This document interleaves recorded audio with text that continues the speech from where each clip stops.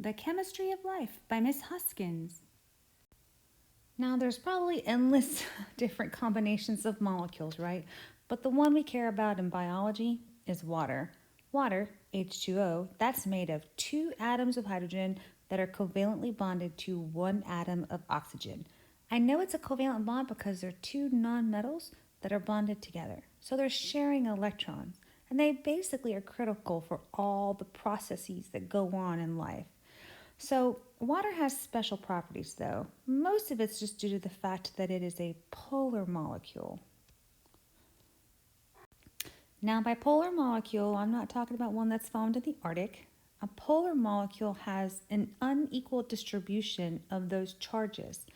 The electrons that we talked about earlier, it means that one side of the molecule feels more positive and the other side feels more negative. So it's not exactly balanced. It's like topsy-turvy. Usually things that are polar will dissolve in water, and water is polar. Like dissolves like. Things that are nonpolar, they basically have a separation of charges that are evenly distributed amongst its molecule. So there's really no negative side or positive side of that molecule. These things don't dissolve in water, right? Because like dissolves like. These are things that are like fats, oils. Water molecules are fascinating in how they interact. Polar water molecules, they can be attracted to each other, but they don't necessarily exchange electrons. The partially positive side of the atom, which is the hydrogen, and the negative side of the atom, which is the oxygen, basically interact with itself. So it has an attraction. If I'm an oxygen and I have a negative charge, and I'm a hydrogen and I have a positive charge, you can see how this atom has poles. There's a huge positive side and a small negative side to it. Well, remember, it's sitting in a container of water, and it's interacting with other water molecules, and the negatively part of the oxygen and the positive part of another water molecule's hydrogen are interacting. They don't bond necessarily, like interchange, share, transfer electrons, but they get really, really close and they interact. That's what we call hydrogen bonding, and that's what makes water so incredibly special. It's this hydrogen bonding that gives water its special properties like cohesion, adhesion. It has a very high specific heat. It's less dense as a solid, which is weird, and it's a terrific solvent. Cohesion, the prefix co, means together. It's the attraction between the actual molecules of water. So water is attracted to another water molecule. We call that cohesion. Water sticking together. As molecules have the tendency to stick to their own kind. It's like and kind stick together. Adhesion is a little different.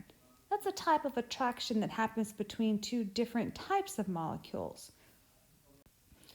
In the image, you've seen water wicking up a paper towel. That's the interaction between the paper towel, which is cellulose plant material, and the water. It's interacting. It's adhesion. It's the interaction between two different types of molecules. You'll also see this in the meniscus of a graduated cylinder.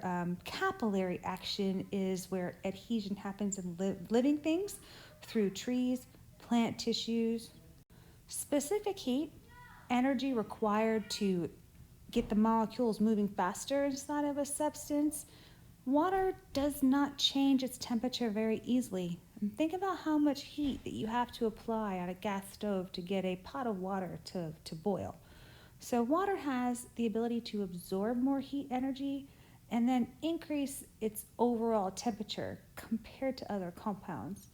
This helps organisms, who are basically full of a bunch of water, to regulate their own body temperatures. Its temperature does not fluctuate very much at all in water systems. And so the fact that water, in a lake for instance, its temperature can stay very stable, living things like that. So it allows for life to live in water. and it basically buffers any sort of large fluctuation that is happening outside. Water is also less dense as a solid. Let's depict how water becomes less dense as a solid.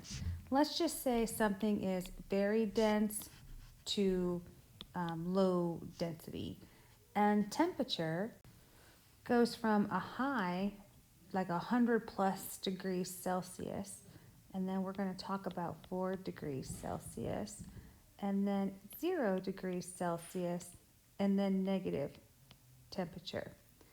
Water is the least dense when it is the highest temperature. So if you think about it as gas is not very dense. And when water's boiling and it vaporizes into a gas or steam, it is it has low density. As we cool the water, however, the density starts to increase. And water is highest density is at 4 degrees Celsius. Then, as it goes from 4 degrees Celsius to 0 degrees, it comes all the way down to its least dense. That's the reason that if you have a cup of water and you put ice cubes in it, the ice cubes float. So here we have the Arctic, right? Here's the penguin, and life can exist underneath the ice because the least dense and frozen part of it is floating, and it's really water underneath. Very cold water, but it's water nonetheless. Now 4 degrees Celsius is very, very special, and you'll learn about that in more advanced science courses. Water is a terrific solvent. It can dissolve a lot of things. If it dissolves and produces this uniform mixture of two different substances, like you want to make lemonade and so you put the lemonade mix in there, we call that a solution. The solute, which is the lemonade powder, that gets dissolved inside of the solvent, which is the water. We call water the universal solvent because its polarity makes it really good at dissolving things. Substances that interact with water can be hydrophilic or hydrophobic. Hydrophilic, those are the ones that have an affinity for water, or we call them water-loving. They usually dissolve easily in water. If they're hydrophobic substances, they don't have an affinity or a love for water. They're called water-fearing, and they don't dissolve well in water at all. Most of the time, those are things that are oils and other nonpolar compounds.